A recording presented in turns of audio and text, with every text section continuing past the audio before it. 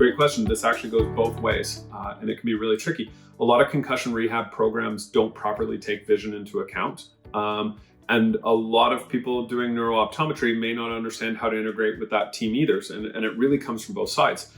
And what I mean by this and where we have to be careful is, say, for example, if we're working at some visual rehab activities, but there's a lot of head movement involved, et cetera, but somebody's neck is a primary part of the problem, we're going to interfere with our rehab. We're not going to get as far as we should, symptoms are worse, et cetera, because the neck will be driving a lot of issues. Same from the vestibular side. That said, from a cognitive rehab standpoint, working on activities, doing more reading, doing word finds, like trying to do sort of what often gets called quote unquote concussion rehab.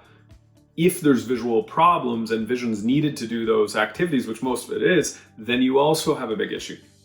So sometimes maybe the question might be is, hey, does your office work closely with any physios or OTs who do a lot of vestibular rehab and other pieces as well? Because I'm almost like a mechanic in a sense where I think the problem sometimes is that when we look at treating concussion and when we look at dealing with concussion, we need to look first at the areas that are impacted by concussion.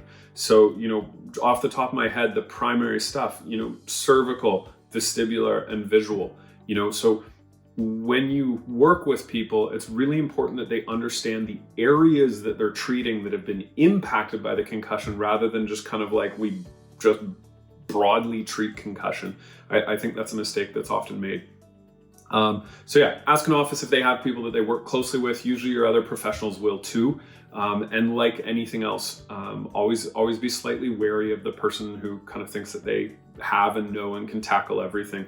Again, I find that best team and the best approach through things is proper cervical care, proper vestibular and proper visual, and the people who know how to play together with that, and all the sort of other cognitive exercises. Really, those things get addressed once those other factors work properly.